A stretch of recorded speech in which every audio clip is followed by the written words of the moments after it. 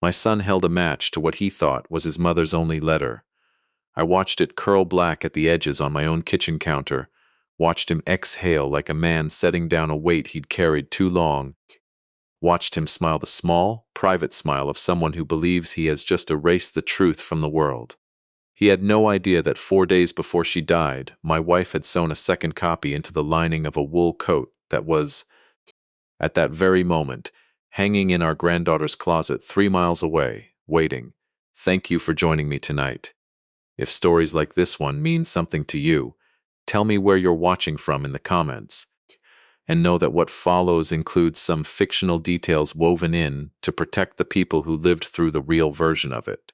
If that's not for you, this is a fair place to step away. But if you're staying, I think you'll want to see how far a dead woman's handwriting can reach. My name is Warren Halsey.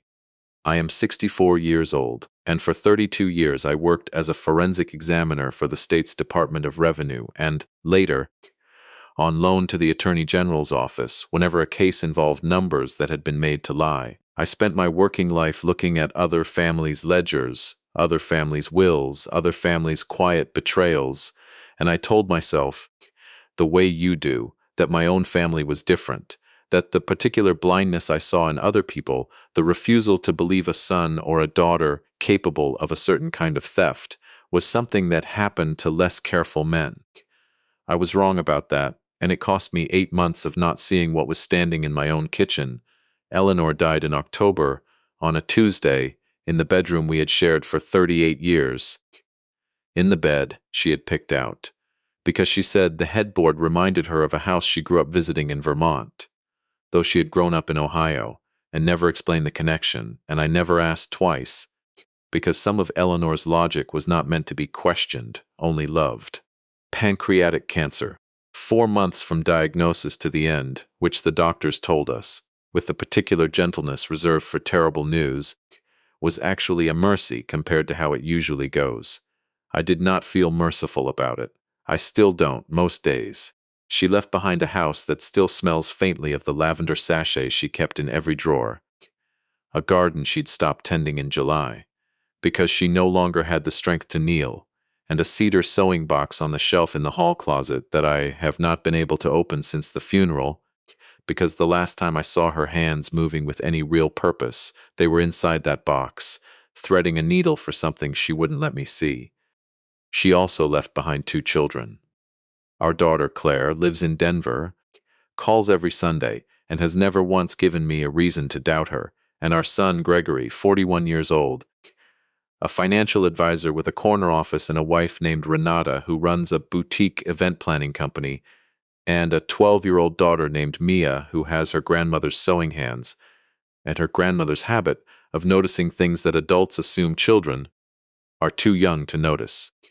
Gregory had always been the harder child to read, even as a boy. Claire wore her feelings on the outside of herself, loud and immediate. Gregory learned early that the outside of himself was a tool, something you could arrange to get a particular reaction, and he got very good at arranging it. I used to tell Eleanor it was ambition. She used to tell me, more than once, in the last 2 years, that she wasn't sure ambition was the right word anymore, and I told her she was being too hard on him, and she let it go, the way she let go of most arguments with me that she had already decided weren't worth the energy of winning outright. I understand now that letting go wasn't the same as agreeing. 3 weeks before she died, on a morning when the pain medication had her mind clearer than it had been in days, Eleanor asked me to sit with her, and she said, "Warren, when I'm gone, there's a letter. It's with Harold. Harold Weiss had been our family attorney for 26 years, a careful, unhurried man who had drawn up every will and trust document our family had ever needed. It explains some things about the business and the Cedar Hollow land. I need you to make sure it gets read, all of it, before anything gets signed or moved or decided." I asked her what business, what land, what she meant by decided. She looked at me for a long moment with an expression I had seen on her face exactly twice before in 38 years of marriage, once when her father died, and once when Gregory was 19 and we found out about the check he'd forged from her purse, a small thing at the time, $400, resolved quietly. never spoken of again after that year. It was the look of a woman deciding how much truth a moment could carry. "Just make sure it gets read," she said. "Promise me that." I promised. She died 11 days later. Harold called 2 days after the funeral, said the letter was in his safe along with the will, and that, per Eleanor's specific written instruction, it was to be opened and read aloud at a family meeting. Not mailed, not summarized, read aloud, in front of everyone, with Harold present as witness. He said Eleanor had been unusually firm about that detail. I told him I understood, though at the time I genuinely did not. I thought it was simply Eleanor being Eleanor, precise to the last, wanting her final words delivered with some ceremony, instead of left in an envelope for people to read alone in their kitchens. I have since come to understand that Eleanor was not being sentimental. She was building a trap, the careful, patient way she built everything, and she needed witnesses in the room when it sprung. The family meeting was scheduled for the second Saturday in November, 3 weeks after the funeral, at our house, because Harold said Eleanor had specified that as well. Gregory offered to come early, said he wanted to help me get the house ready, bring some folders together, make sure everything was organized before Harold arrived.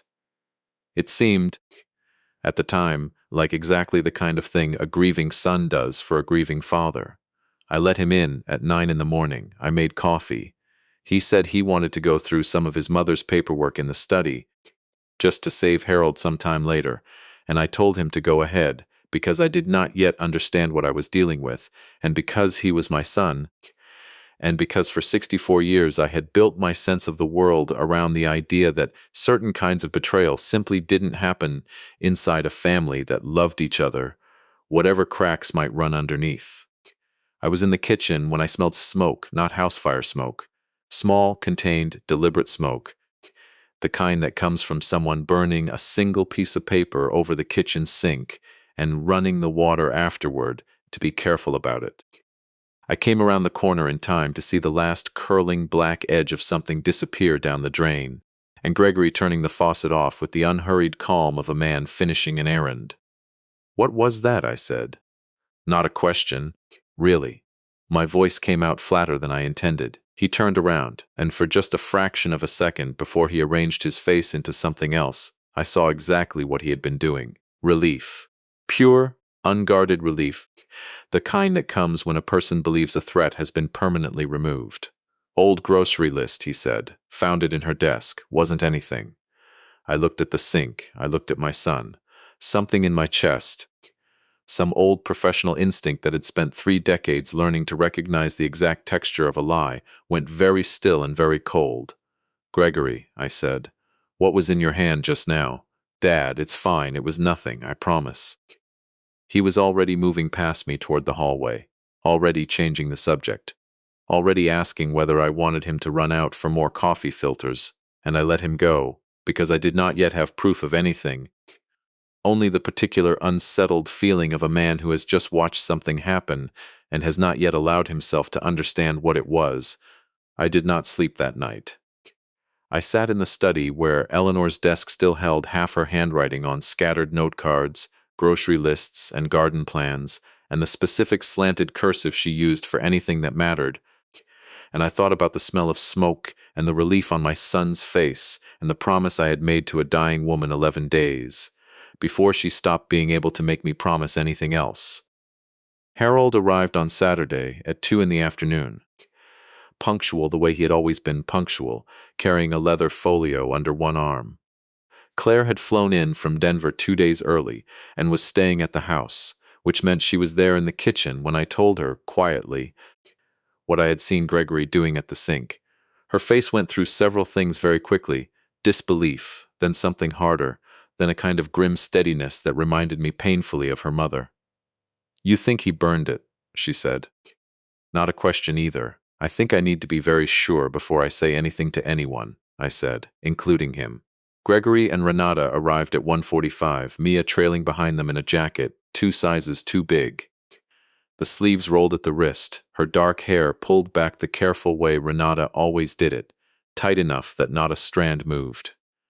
Mia had always been a watchful child, more her grandmother's granddaughter than her father's daughter, and She came straight to me at the door and wrapped up both arms around my waist before anyone else in the family had finished their greetings, and I held on to her longer than I probably needed to, because in a house that had gone quiet in a way, it would never entirely stop being quiet. She was, at that moment, the only uncomplicated thing in the room. We sat in the living room. Harold opened his folio, laid out the will, which we had all seen drafts of before, straightforward, evenly divided between Claire and Gregory, apart from a few specific bequests, the house to remain mine until my death, and then split between the children. And then he reached for the second document, the sealed envelope Eleanor had left with explicit instructions to be opened at this exact meeting, in this exact order, with everyone present. The envelope was empty, not missing. Empty. Harold had brought it sealed from his safe, and when he slid it open with the small brass letter opener he carried in his breast pocket for exactly this purpose, there was nothing inside. He looked up at the room with an expression of genuine, professional confusion, the look of a careful man encountering something that violated every procedure he understood. "This is not how I filed it," he said slowly. "There was a letter in this envelope when I locked it in my safe 6 weeks ago. I checked it myself, in front of Eleanor, before she signed the outer seal." The room went very quiet. I watched Gregory's face. He did not look surprised. He looked for just a moment before he composed himself, like a man confirming a piece of information he already possessed. "Maybe it fell out," he said. "Envelopes do that. Sealed envelopes do not do that," Harold said. And there was something in his voice now, careful and formal, the sound of a man beginning to understand that he had just become a witness to something more serious than a filing error. I did not accuse my son of anything that day. I want to be honest about that, because I have thought about it a great deal since. Whether I should have said it then, in front of everyone, whether the moment called for confrontation instead of the patience I chose. But 32 years of examining fraud had taught me one unforgiving lesson above all others. The moment you show your hand before you have the proof to back it up is the moment the person across from you learns exactly what to hide next, and hides it better. I had watched a smoke curl down my kitchen drain. I had watched relief cross my son's face. I did not yet have enough to know what I was truly looking at, only that it was large enough for a dying woman to have built an elaborate safeguard around it, and large enough for my son to destroy that safeguard the moment he found an opening. "I'll speak with the bank about their security protocols," Harold said, which was, I understood, the polite professional way of saying he had no idea what had actually happened and intended to find out. The meeting continued. We discussed the house, the modest investment accounts, a small parcel of land out near Cedar Hollow that Eleanor's family had owned for 3 generations, 41 acres of undeveloped timberland that had never meant much to anyone except as a place we used to take the kids camping when they were small. Gregory, I noticed, had a folder of his own, and near the end of the meeting he opened it and slid a document across the coffee table toward me and Claire. "I know this isn't the moment," he said, in the careful, over-rehearsed tone of a man who had planned exactly when to raise this, "but Mom and I talked about the Cedar Hollow land before she got too sick to really engage with it. She wanted me to manage it going forward, set it up as a trust, so it's protected, keep it out of probate. I had the paperwork drawn up months ago, so it'd be ready. If everyone's comfortable, I'd like to get it filed this week." Claire looked at me.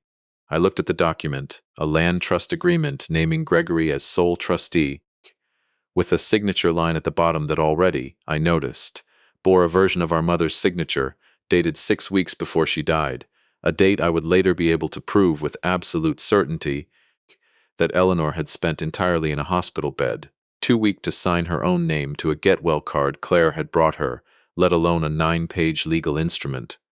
"I'll want Harold to review it," I said, which was true, and which also bought me time, which was the actual point. "Of course," Gregory said, smiling the easy, patient smile of a man who believed he had already won. "I want to stop here for a moment, because there is a part of this story I did not understand myself until much later, and I think you deserve to have it in the order I came to understand it. What I did not know that Saturday afternoon, sitting in my own living room watching my son slide a forged document across a coffee table, was that Gregory owed a man named Victor Aldana $340,000, accumulated over 2 years of a habit he had hidden from Renata, from Claire, from me, and very nearly, I would later learn, from himself. What I did not know was that the Cedar Hollow land, appraised the previous spring for logging and mineral rights at just over $600,000, was the exact size of hole my son needed to fill, and that he had been planning, quietly, methodically, for the better part of a year, how to get his hands on it before anyone thought to ask why. What I did not know, sitting there with cold coffee in my hand and my dead wife's empty envelope on the table in front of me, was that Eleanor had known, that she had found out. Somehow in those last months when I thought she was simply tired and sad, and slipping away from me one quiet afternoon at a time, and that instead of telling me outright, in a state of mind clouded by pain medication and grief and fear of how I might react, she had done the one thing she trusted more than a conversation. She had written it down, twice, and hidden the second copy in the one place she knew her careful, arranging son would never think to look. Inside the lining of an old wool coat she had already promised, months earlier, to her granddaughter. Mia was wearing that coat right now, in fact, though none of us knew it yet, sitting quietly on the stairs where she had settled to listen to the grown-ups talk, the sleeves rolled twice at the wrist, a coat 2 sizes too big that her grandmother had told her, back in August, she would grow into. The meeting broke up around 4. Gregory and Renata left first, Renata already talking about picking up dinner, Gregory shaking Harold's hand with exactly the right amount of warm, casual concern about the missing letter, promising to help however he could. Claire stayed behind to help me clean up the coffee cups. Mia lingered at the door, and before she left, she came back to where I was standing in the front hall and looked up at me with her grandmother's dark, careful eyes. "Grandpa," she said quietly, "Grandma gave me something before she got really sick. She said not to tell anyone yet, but I think maybe now is when I'm supposed to tell someone." I crouched down to her level, the way I used to when she was smaller, my knees protesting the way they had started to over the past few years. "What did she give you, sweetheart?" Mia glanced back toward the driveway, toward the car where her parents were waiting, and lowered her voice further. "She said there was something hidden in the coat. She said if anyone ever asked me to give it back, or if the coat ever went missing, I should know that meant something bad was happening, and I should come find you." Her small hand touched the lining near the hem, and I heard, faintly, the crackle of paper folded thin and small enough to pass beneath a seam of stitching that Eleanor's careful hands had sewn shut with a needle from the cedar box I had not been able to open since her funeral.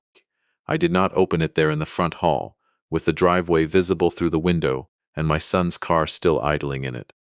I have learned, over 3 decades, that the worst possible moment to reveal what you know is the moment right before you understand the full shape of it. I told Mia she had done exactly right, that she should keep the coat close and tell no one, not even her mother, and that I would explain everything soon, and I watched her walk down the driveway in that oversized coat, sleeves rolled twice at the wrist, carrying inside its lining the one thing my son believed he had already burned to ash. That night, after Claire had gone up to the guest room and the house had gone quiet in the particular way it had learned to be quiet since October, I sat alone at the kitchen table with a cup of tea I had made instead of coffee because it was late and I was trying uselessly to sleep at a reasonable hour, and I let myself finally think like the man I used to be before I decided. In retirement, that man had earned his rest. I thought about the smoke curling down the drain. I thought about a land trust document with a signature dated to a week Eleanor had spent entirely in a hospital bed. I thought about the particular firmness in Harold's voice when he described how carefully he had sealed that envelope, and the particular relief on my son's face when he believed he had unsealed it first. I did not yet know about Victor Aldana, or the $340,000, or the 18 months of small, careful thefts from the family accounting firm Gregory had inherited half interest in from his mother's side, the firm that had, for 2 generations, handled bookkeeping for a dozen small businesses across 3 counties, including, as it happened, the office of Harold Weiss himself.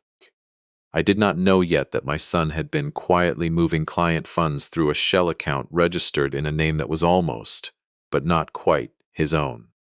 I did not know the scope of what I was about to spend the next 4 months uncovering. But I knew, sitting at that table at 11 o'clock on a Saturday night in November, with my wife 11 days shy of 1 month dead, and her final letter reduced to ash in my kitchen sink, that I had made her a promise, and that the second copy she had trusted to a 12-year-old girl's coat lining was not going to be enough on its own. It was a spark.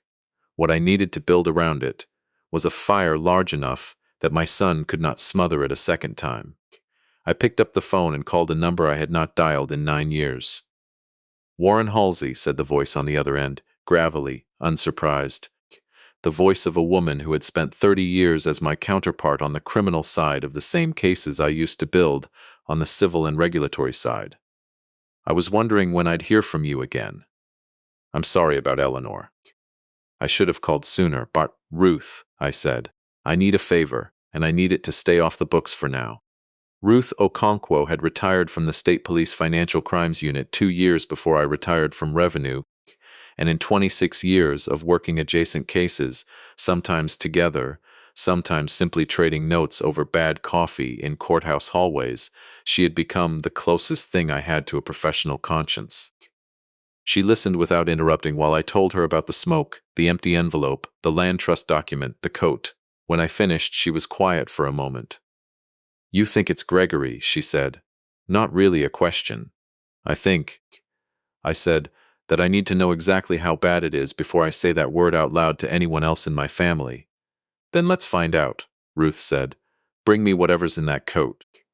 And Warren, if your son forged your dead wife's signature on a legal instrument worth $600,000, that's not a family matter anymore. You understand what I'm telling you." I told her I understood.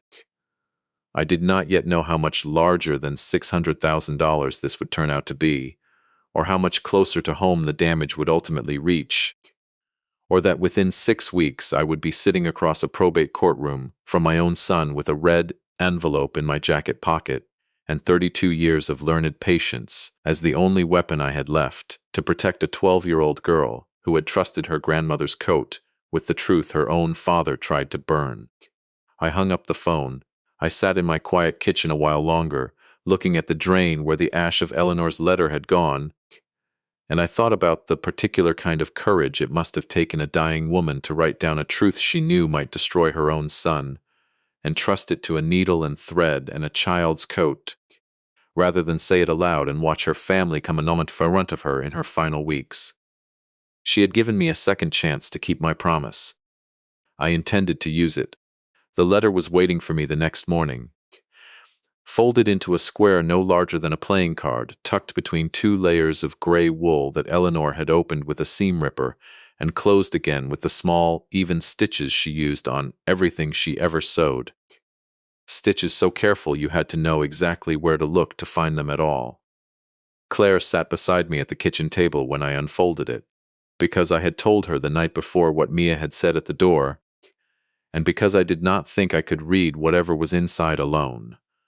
Eleanor's handwriting had grown thinner in her last months, the letters closer together, as though she was rationing the strength it took to form each word.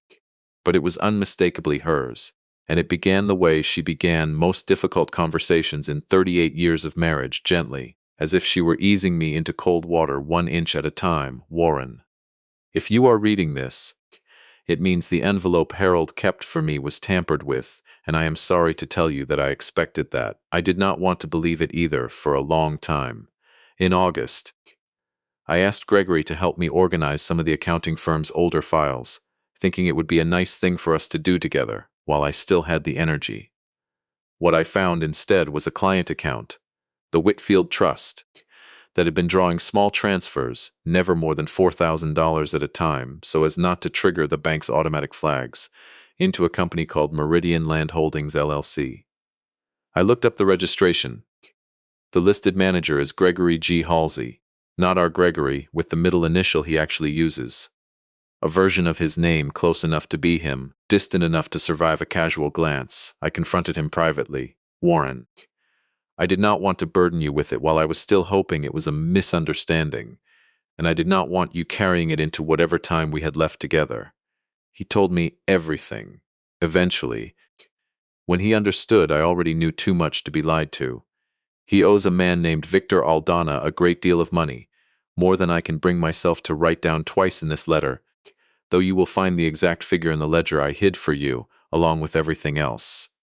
He begged me not to tell you. He said he would fix it. He said if I told you or told Claire, it would destroy the family before he had a chance to make it right. And God forgive me, Warren. I was tired, and I was frightened, and I loved him, and I believed him for a little while. Then I found the Cedar Hollow paperwork on his laptop, already drafted, already dated for a signature I had not yet given, and I understood that he was not planning to fix anything. He was planning to take the land, sell the timber and mineral rights, and use it to pay Victor Aldana before anyone noticed the Whitfield Trust was short. I refused to sign it. He has not asked me again since, which I think means he decided he did not need my signature after all. There is a ledger, Warren, in the workshop, in the drawer, with the loose nail on the underside, third from the bottom, where you keep the receipts for the clocks. I copied what I found from the firm's internal records before I confronted him, and I copied what I could find afterward, quietly, over several weeks, whenever he left his laptop unlocked in the study. It will not be enough on its own. You will need to build the rest yourself, the way you always did for other people's families. I am asking you to do it for ours. I am not asking you to destroy our son. I am asking you to stop him before he destroys himself and takes me as future down with him. She is the one who matters most now, Warren. Whatever this costs Gregory, do not let it cost her. I love you. I am sorry to leave you with this instead of something gentler. But you were always the one who could see what other people missed, and I needed that man one more time before I couldn't ask you for anything else. E. Claire read it over my shoulder twice before either of us spoke. When she did, her voice came out rough in a way I had not heard since she was a teenager. $340,000, she said. Dad, that's not a mistake. That's not a bad year. I know what it is, I said. I want to be honest with you about what I felt sitting at that table, because I think it matters more than the ledger or the courtroom or anything that came after. I did not feel rage, not yet. Rage would come later, in careful, controlled doses, the way it always had for me. What I felt first was something closer to grief laid on top of grief. The specific ache of understanding that my wife had spent the last conscious months of her life carrying a secret alone, because she was afraid of what it would do to the people she loved if she set it down. I had promised her, 11 days before she died, that I would make sure the letter was read. I had failed at that already once in my own kitchen. I did not intend to fail at it a second time. The ledger was exactly where she said it would be. Beneath a false bottom I had built into that drawer myself 15 years earlier for no better reason than that Eleanor had once mentioned, half joking, that every workshop needed at least one place a thief wouldn't think to check. I had built it as a hiding spot for spare cash and a few old coins. My wife had used it, in the end, to hide the truth about our son. Inside was a stack of photocopied bank statements, 7 pages of handwritten notes in Eleanor's careful hand documenting dates and transfer amounts, and a single printed screenshot of a company registration filing for Meridian Land Holdings, LLC, its registered agent listed as Gregory G. Halsey, its formation date 11 months earlier, 4 months before Eleanor's diagnosis. I called Ruth that afternoon. She came to the house that evening with a legal pad, and the particular focused quiet she used to bring to every crime scene I ever watched her walk through. And she spent 3 hours going through Eleanor's notes with me, cross-referencing dates, building the outline of a timeline on her legal pad in handwriting nearly as economical as my late wife's. "This is good work," Ruth said finally, tapping the ledger, "for a woman who wasn't trained for it. But it's not enough to take to a prosecutor on its own. We need the actual bank records, not photocopies of photocopies. We need to know who this Victor Aldana is and how deep Gregory is with him. And we need to understand exactly what Gregory intends to do with the Cedar Hollow land once he gets his hands on it, because right now, all we can prove is that your wife suspected something and hid a letter about it." That's not a crime. What we need is proof of the crime itself. How long, I asked. Depends how careful he's been, Ruth said. And how careful we are. I called a man I had not spoken to in almost a decade, Desmond Okafor. No relation to Ruth, despite the shared surname. A forensic accountant I had trained alongside early in my career, who had since built a reputation as one of the sharpest private auditors in the state. The kind of man corporate boards hired quietly when they suspected a problem they weren't ready to make public. Desmond had retired from private practice 2 years earlier and now spent most of his time, by his own cheerful description, being bored on a boat he'd bought and barely used. He agreed to look at the Whitfield Trust records within an hour of my call, the particular eagerness of a sharp mind that had missed the work more than it wanted to admit. He called back in 4 days, and his voice had none of its usual dry humor left in it. "Warren," he said, "I need you to understand this is worse than a few misdirected transfers." I pulled everything I could access through the public trust filings and cross-referenced against what your wife documented. Your son has been drawing down the Whitfield Trust.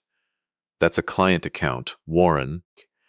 Money that belongs to an elderly widow named Constance Whitfield, who has no idea her retirement savings have been quietly bleeding for 18 months.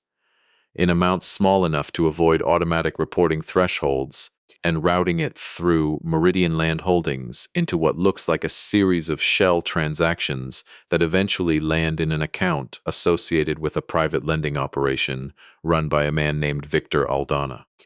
Aldana has 2 prior fraud convictions and 1 open investigation in a neighboring county for loan sharking tied to an illegal card room. Your son doesn't just owe this man money, Warren.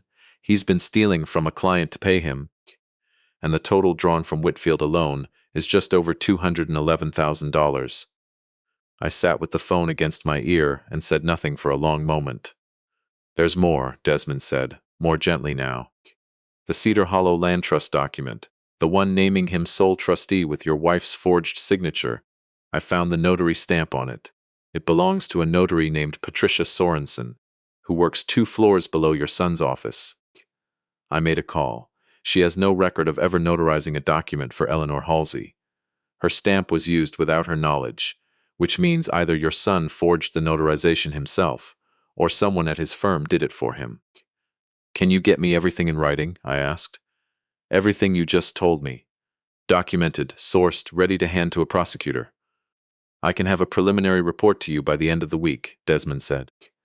"But Warren, a man who steals from an elderly widow to pay off a loan shark is not a man who's going to sit quietly while his father builds a case against him. Be careful, and get whatever evidence you have out of your house." I did not sleep well after that call. I had spent 32 years building cases against people I had never met, strangers whose crimes lived only on paper, and I had never once had to sit with the particular vertigo of discovering that the fraud I was documenting had my own last name written across the top of it in my son's careful, confident hand.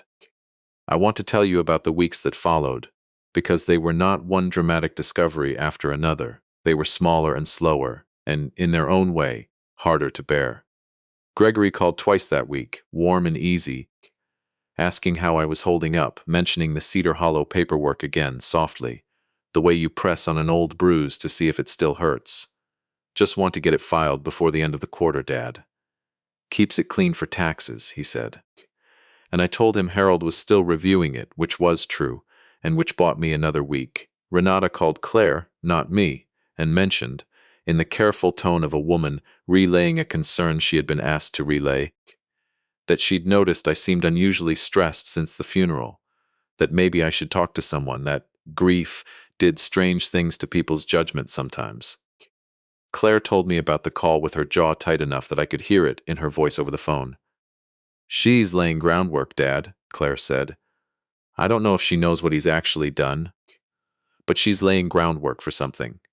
Mia called me herself twice on the small phone Renata had given her for emergencies, her voice low and quick, the voice of a child checking in on a secret she had agreed to keep. The second time, she told me her father had asked her, casually over dinner, whether Grandma had ever given her anything to keep safe. I said no, Mia told me. I felt bad lying, but you said not to tell anyone. You did exactly right. I told her, and meant it, and hated in that moment that a 12-year-old girl had learned to lie carefully to her own father because the truth in her coat lining was safer with me than with him. 3 weeks into December, I drove out to the county courthouse to file a formal request through Harold for an independent audit of the Whitfield Trust account, citing what he diplomatically called irregularities identified during unrelated estate proceedings. It was a small, quiet, procedural thing, the kind of filing that moves through a bureaucracy without announcing itself to anyone outside a handful of clerks. I had learned, over a career spent watching frauds unravel, that the quiet procedural filings were often the ones that mattered most, because they started clocks that the person being investigated could not see ticking. I also did something else that week, something I had been turning over in my mind since the night I read Eleanor's letter for the first time. I called a woman named Diane Okafor-Reyes, Ruth's former supervisor, now serving as Deputy Inspector General for the state's Office of Financial Oversight, a position I had helped design the statutory framework for 22 years earlier, back when I was still young enough to believe that better paperwork could prevent most human failures. I had trained the man who trained her. She knew my name the way people know the names embedded in the systems they use every day, without necessarily having met the person attached to them. "Mr. Halsey," she said when Ruth put us on the phone together. "Ruth's told me a little. I understand you have a personal connection to this one." "I do," I said, "which is why I'm calling you instead of handling it entirely on my own. I need to open a formal channel, Diane. Not a report yet, not until I have everything documented properly, but a channel so that if this comes to a courtroom before the investigation is finished, there is already a process running independently of whatever narrative gets presented there." She was quiet for a moment, the particular quiet of someone weighing a professional courtesy against the actual seriousness of what was being asked. "You're asking us to shadow a case before charges are filed. I'm asking you to be ready," I said. "For the moment, I need you to walk into a room and confirm that what I'm saying is already documented independently rather than simply my word against my son's. If I'm wrong about the scope of this, you'll have wasted a few weeks of preliminary review. If I'm right, you'll have saved a widow's retirement savings and a 12-year-old girl's inheritance from a man who is very good at making the truth look like an old man's grief-addled paranoia." Diane sent a formal preliminary intake request that night. It was, I understood even as I filed it, the same instinct that had made Eleanor sew a second copy of her letter into a coat instead of trusting the first copy to survive on its own. Redundancy. Never trust a single point of failure with something this important. I had learned that lesson from 32 years of casework. My wife, it turned out, had understood it just as well, without ever sitting through a single training seminar, simply because she had lived 38 years married to a man who talked about his work often enough at the dinner table that some of it had settled permanently into her. The break-in happened on a Thursday morning in the second week of January, while I was at the grocery store for exactly 40 minutes, the kind of small, mundane errand that leaves a house predictably empty for a predictable window. I came home to find the workshop drawer forced open, the false bottom pried loose and left hanging by a single nail, and the original ledger, Eleanor's handwritten pages, the photocopied bank statements, the printed screenshot of the Meridian filing, gone entirely. The lock on the side door had not been forced. It had been opened with a key. I stood in my workshop for a long moment with the empty drawer in front of me, and I did not feel the panic I might have expected. I had spent 3 weeks since Desmond's first call quietly duplicating everything, copies scanned and stored with Ruth, a second physical set locked in Harold's office safe alongside the will, a third set mailed the old-fashioned way to Claire in Denver, because I had learned a long time ago, the hard way, on other people's cases, that a single copy of anything important is functionally the same as no copy at all. What the break-in told me, more than anything it actually cost me, was that Gregory had a key to my house, that he knew, or suspected strongly enough to gamble on it, exactly what I had and where I kept it, and that the easy, warm phone calls asking how I was holding up had been, all along, a kind of reconnaissance. I called Ruth. I called Diane. I did not call Gregory, and when he called me that evening, sounding almost cheerful, asking whether I wanted to come by Sunday for dinner, meet with everyone, clear the air a little, I told him I would be there, because I had learned, from 32 years spent studying people who believed they had already won, that the most dangerous thing you can do to a man like that is let him see you flinch. The papers arrived 9 days later.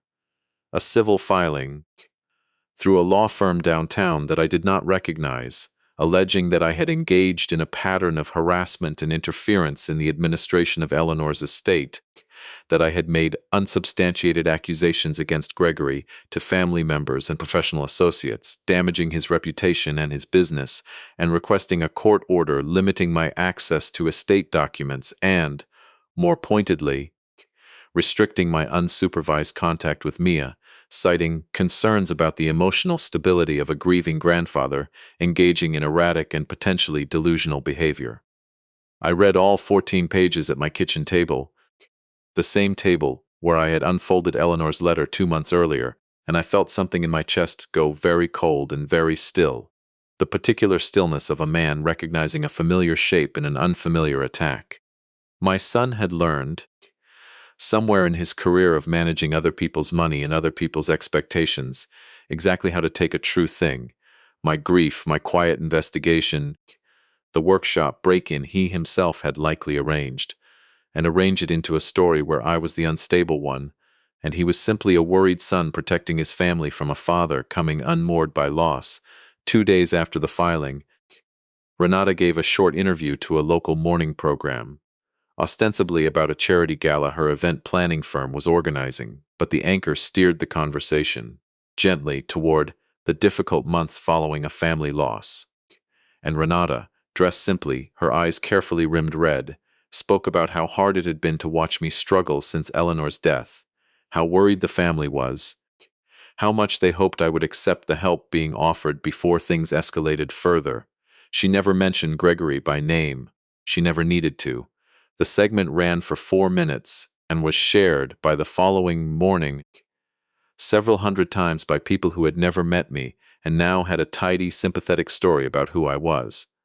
I sat in my kitchen that evening with Philip Ashworth, the litigation attorney Harold had recommended when it became clear the estate matter had grown teeth, and I listened to him lay out, carefully, exactly how much exposure I had. The harassment claim is thin, Philip said, but it doesn't need to be strong to do damage. If a judge grants even a temporary order limiting your contact with Mia while this gets sorted, that's going to be very hard to undo quickly, and it hands Gregory exactly the leverage he needs. Distance you from the one witness who knows where the truth is actually hidden. He doesn't know she still has it, I said. He thinks he burned the only copy. Then that's the single most valuable thing you have left, Philip said. Guard it accordingly. I thought that night about Eleanor's letter, about the particular kind of courage it must have taken a dying woman to trust her last true words to a needle and thread, rather than say them aloud, and I understood, finally, fully, what she had built and why. She had not simply hidden evidence.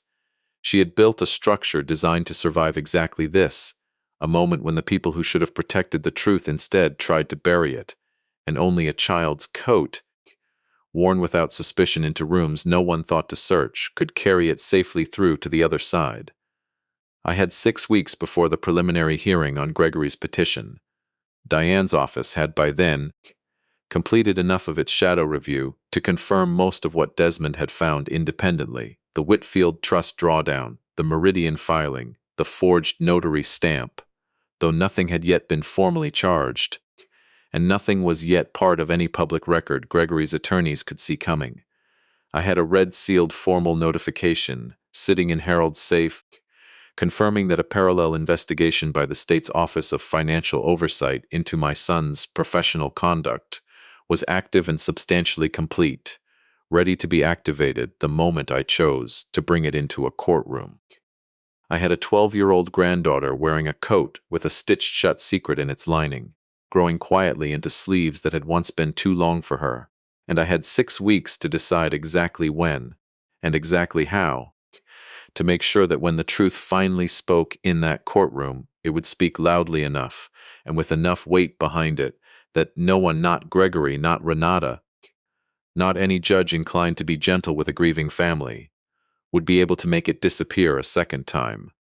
The hearing was scheduled for the third Tuesday in February in the county probate court, ostensibly to address two matters at once: Gregory's petition restricting my contact and access, and a competing motion Philip had filed on my behalf contesting the validity of the Cedar Hollow Land Trust document.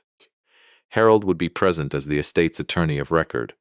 It was, on paper, a modest procedural hearing, the kind that fills a Tuesday morning docket and draws no particular attention from anyone outside the family. I arrived 20 minutes early, in the dark gray suit I had worn to Eleanor's funeral, because it seemed right, somehow, to wear the one thing that had already survived the worst morning of my life into what I hoped would be one of the last difficult ones.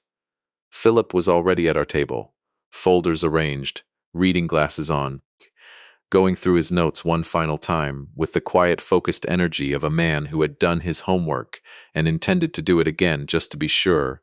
Gregory arrived with Renata and two attorneys from a firm downtown, all four of them moving with the coordinated confidence of people who believed, correctly as far as they knew, that the morning's outcome had already been decided in their favor.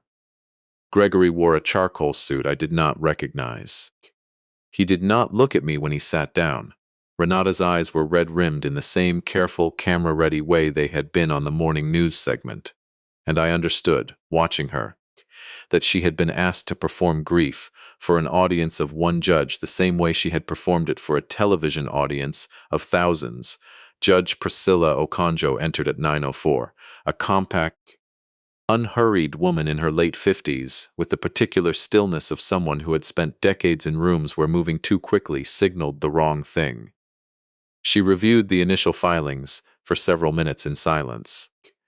Gregory's lead attorney, a man named Whitcomb, opened with a presentation that was fluid and well-rehearsed, a story of a grieving family, a devoted son managing a difficult estate under enormous pressure, and an elderly father whose sorrow over his wife's death had curdled, understandably but dangerously, into paranoid accusations against the very people trying to help him. He spoke for 9 minutes without raising his voice once, which I had learned, long ago, was always more effective than shouting. He referenced the workshop break-in as evidence of my declining judgment. Mr. Halsey has claimed, without any police report or corroborating evidence, that documents were stolen from his home, a claim that speaks to a troubling pattern of paranoid ideation. And I sat with my hands flat on the table and said nothing, because Philip had told me exactly when my turn would come, and it was not yet. Judge Okonjo reviewed the temporary contact restriction Gregory's team had requested. She read through the supporting documents with the quick, practiced efficiency of someone who processes filings like this for a living. She reached for her pen. "Your Honor," I said. My voice came out exactly as I needed it to, quiet, level, carrying easily without the strain of a man afraid of what he was about to do. "Before you sign that order, I would ask the court for a few minutes. I have something that belongs on the record." Judge Okonjo looked up, her pen still in her hand, hovering. Across the aisle, Gregory's posture went very still. "Go ahead, Mr. Halsey," she said. I stood, and I placed a red-sealed envelope on the table in front of me, and I watched the room settle into the particular kind of silence that comes when something unexpected has entered, and no one is yet certain what it is. "Your Honor, this envelope contains a formal notification from the state's Office of Financial Oversight confirming an active investigation into the professional and financial conduct of my son, Gregory Halsey, specifically regarding the misappropriation of client trust funds and the fraudulent transfer of estate property belonging to my late wife, Eleanor Halsey." Whitcomb was on his feet immediately. "Objection, Your Honor. This is entirely outside the scope of today's hearing, and Mr. Halsey has no authorization to introduce." "It is a notification, Counselor," I said, turning to look at him directly for the first time that morning. "Not an accusation I am asking the court to rule on today. It requires no authorization to place before the court. It requires only that the record reflect its existence." Judge Okonjo held up one hand and Whitcomb sat, jaw tight. "Mr. Halsey," she said, You'll need to explain what you mean by an active investigation and why this is the first this court is hearing of it. Because I have spent the past 12 weeks building it carefully, Your Honor, rather than announcing it prematurely and giving my son the chance to destroy the evidence a second time. I let that land. Across the aisle, I saw Gregory's hand, resting on the edge of the table, pressed down flat. He has already destroyed it once. He burned a letter my late wife left specifically to be read at a family meeting, explaining exactly what she had discovered about his conduct before she died. What he did not know is that my wife, understanding the kind of man her own son had become, sewed a second copy into the lining of a coat and entrusted it to our granddaughter. Renata made a small, sharp sound, quickly stifled. Gregory did not move at all. Philip rose beside me. Your Honor, given the gravity of what's being introduced, I'd ask that the court formally note for the record that Mr. Halsey's granddaughter, Mia Halsey, age 12, is prepared to testify, if the court wishes, to the circumstances under which she received and preserved that letter. Judge Okonjo studied the red envelope for a long moment before she opened it. Inside was a 2-page summary, formally sealed, from Deputy Inspector General Diane Okafor-Rise, confirming that a substantive review had documented a pattern of unauthorized transfers from the Whitfield Trust totaling just over $211,000, routed through a shell entity, Meridian Land Holdings LLC, registered under a name deliberately similar to Gregory's own, with funds ultimately traced to a private lender under separate criminal investigation in an adjacent county. It confirmed that the notary stamp affixed to the Cedar Hollow Land Trust document belonged to a notary who had never notarized any document for Eleanor Halsey, and that available medical records placed Eleanor in inpatient hospice care, incapable of independently executing legal documents. On the date the trust instrument claimed to bear her signature, the judge read in silence. When she looked up, her expression had shifted into something more careful, more serious. Mr.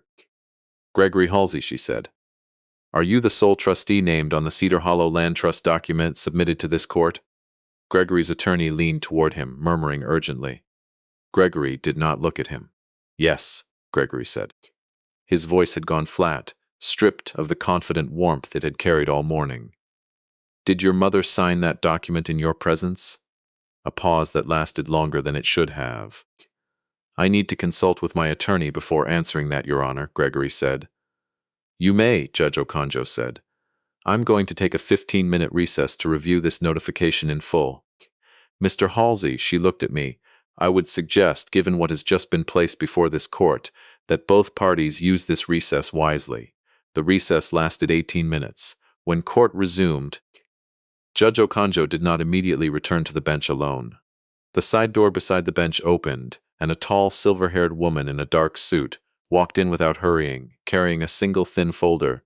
Diane Okafor-Rise herself, who had, I would learn afterward, been in the building since 8 that morning, waiting on a signal from Philip that had gone out the moment I placed the envelope on the table. Your Honor, Diane said, once Judge Okonjo had acknowledged her, I apologize for the interruption.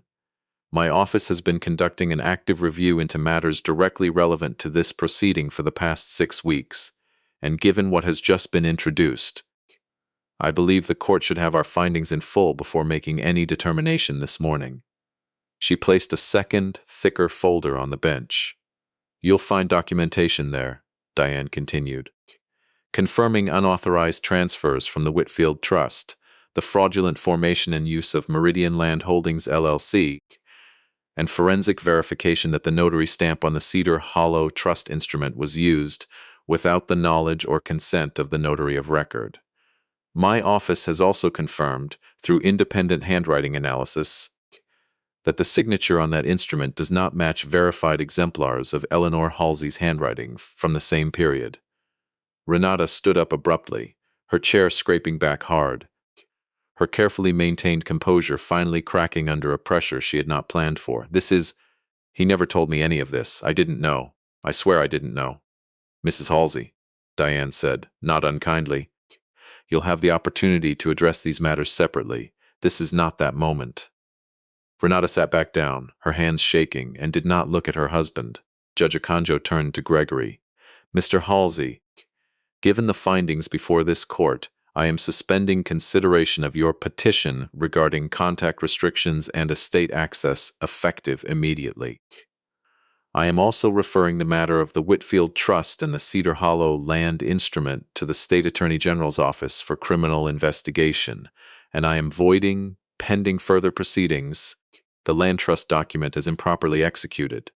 Gregory did not argue. He sat very still, staring at some fixed point on the table in front of him, and I watched my son, my blood, my failure, my grief, absorb in real time the understanding that every careful arrangement he had built over the past 2 years had just come apart in a single 18-minute recess. Two court officers, positioned near the side entrance before the hearing had even begun, stepped forward as the judge finished speaking. Gregory looked at them and then, finally, he looked at me, and there was nothing left in his expression of the easy confidence he had walked in with that morning. There was only the flat, exhausted look of a man who has run out of moves. I did not feel triumph. I want to be honest about that, the way I have tried to be honest about everything else in this story. I felt something closer to the particular grief of a father, watching his son's own choices catch up to him at last, mixed with something quieter and more important. Relief, sharp and immediate, that Mia's future, and Constance Whitfield's retirement savings and Eleanor's final wish had not been buried alongside her. The consequences unfolded in the weeks that followed the way consequences always do. Not all at once, but one careful link at a time. Gregory's financial advisory license was suspended pending the outcome of a criminal investigation into misappropriation of client funds.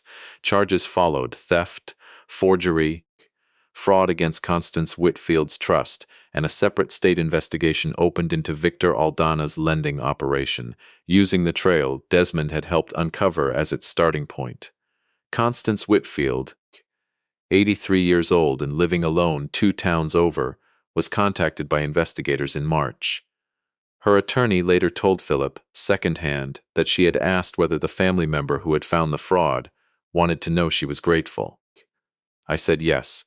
I wanted to know that Gregory pleaded guilty in May to a reduced set of charges in exchange for cooperation against Victor Aldana's broader operation, and was sentenced to restitution and a period of supervised probation, avoiding prison largely, the prosecutor told me privately, because of the cooperation and because no judge relishes sending a first-time offender's father into a courtroom to watch his son sentenced to years behind bars. I did not ask for leniency. I also did not fight it. Eleanor's letter had asked me to stop him, not to destroy him, and I found in the end that I could not entirely separate the two things I felt, the anger at what he had done, and the old, stubborn love for the boy I had once taught to ride a bicycle in the very driveway where the courthouse process servers had, months later, once idled waiting to hand me papers. Mia came to live with Claire and me on a rotating arrangement while custody matters were sorted. Given Renata's own need to rebuild a life apart from what her husband had done, without her knowledge.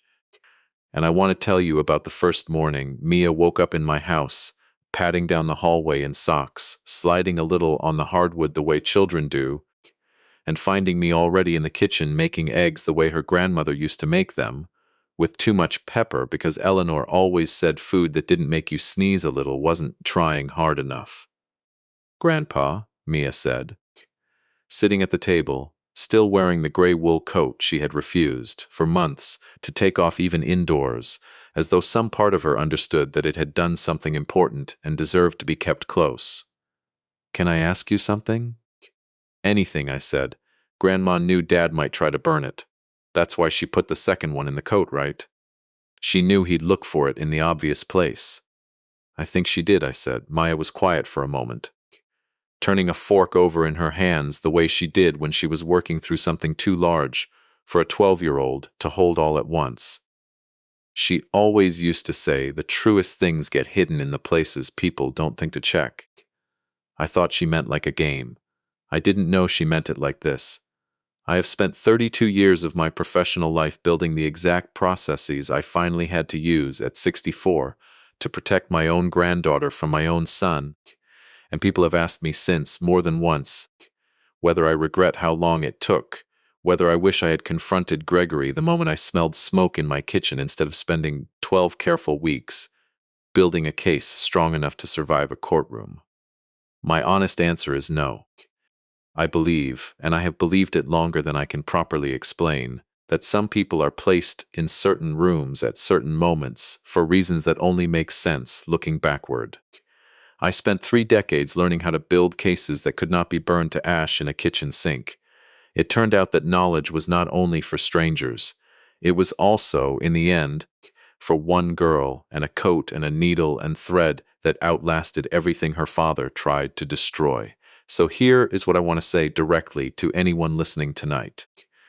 If something in your family feels wrong, a signature that doesn't look quite right, a relief on someone's face that doesn't match what they claim they're relieved about, a story that only holds together if you don't look at it too closely, do not wait until you are entirely certain before you act.